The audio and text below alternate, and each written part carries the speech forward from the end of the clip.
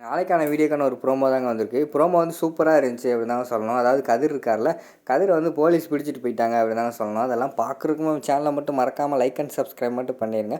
First எடுத்தோடனே ராமச்சந்திரனுக்கு வந்து police ஸ்டேஷன்லேருந்து ஒரு ஃபோன் வர்ற மாதிரி தான் காட்டிக்கிட்டு இருக்காங்க.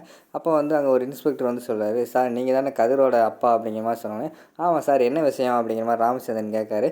உங்கள் பையனை வந்து அரெஸ்ட் பண்ணி கொண்டு வந்து வச்சுருக்கோம் அப்படிங்கிற மாதிரி சொல்கிறாங்க. என்ன சார் என்ன பண்ணான் என் பையன் அப்படிங்கிற மாதிரி கேட்டோன்னே, ரோட்டில் வந்து ஒரு பொண்ணு கன்னத்திலே கையை நீட்டி அரைஞ்சிட்டார் சார், அதனால தான் அவரை பிடிச்சி உள்ளே வச்சுருக்கோம், வந்து என்னென்னு பாருங்கள் அப்படிங்கிற மாதிரி சொன்னோன்னே, யார் என்னென்னு விசாரிக்க பார்க்காங்க. அந்த போலீஸ்கார் வந்து சொல்லலை, யாருன்னே சொல்லலை. நீங்கள் நேரில் வாங்க பேசிக்கிறோம் அப்படிங்கிற மாதிரி சொல்கிறாங்க. ஃபோனை வச்சோடனே ஜெயாவுக்கு வந்து ஷாக் ஆகிடுச்சு. என்னங்க ஆச்சு, கதிருக்கு என்ன ஆச்சு அப்படிங்கிற மாதிரி கேட்காங்க. கதிரை வந்து போலீஸ் பிடிச்சிட்டு போயிட்டாங்களா அப்படிங்கிற மாதிரி சொன்னோடனே காவியா வந்து அழுக ஆரம்பிச்சிடுறாங்க. ஐயோ எங்கள் ஹஸ்பண்டுக்கு இப்படி ஆயிடுச்சே, நான் என்ன பண்ணுவேன், இப்போ தானே அவர் நல்லா இருந்தார் அப்படிங்கிற மாதிரி சொல்லிவிட்டு அவங்க வந்து அழுக ஆரம்பிச்சிடுறாங்க. ஏய் இரு அமைதியார், என்ன ஏதுன்னு கேட்போம் அப்படிங்கிற மாதிரி வந்து ஜெயா சொல்கிறாங்க.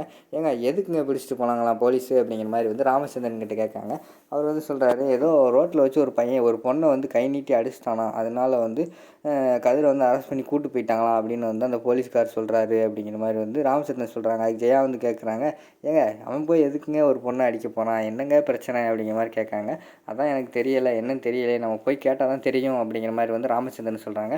ஏங்க அந்த பொண்ணு யாருன்னு ஃபஸ்ட்டு சொல்லுங்கள் அப்படிங்கிற மாதிரி வந்து ஜெயா கேட்குறாங்க.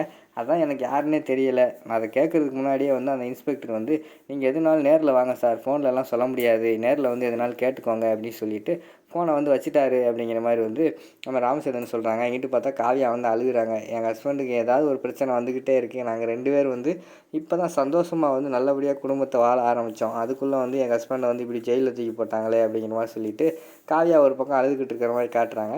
இங்கிட்டு பார்த்தா ராகினி யோசிச்சுக்கிட்டு இருக்காங்க, ஆகா கதிரை தூக்கி ஜெயிலுக்குள்ளே வச்சுட்டாங்களா, அப்புறம் நம்ம ரோஷிக்கிட்ட போட்டு விட்ட பிளான் எல்லாம் சக்ஸஸ் ஆயிடுச்சு, ரோஷி தான் ஏதோ ஒரு கோல்மால் பண்ணிட்டா, ரோஷியால் தான் கதிரை தூக்கி ஜெயிலில் வச்சுருக்காங்க அப்படின்னு சொல்லிட்டு அவங்க அந்த ஒரு பக்கம் சந்தோஷமாக இருக்கிற மாதிரி காட்டிக்கிட்டு இருக்காங்க. அதோட பார்த்தீங்கன்னா இந்த வீடியோ வந்து முடிச்சிடுறாங்க.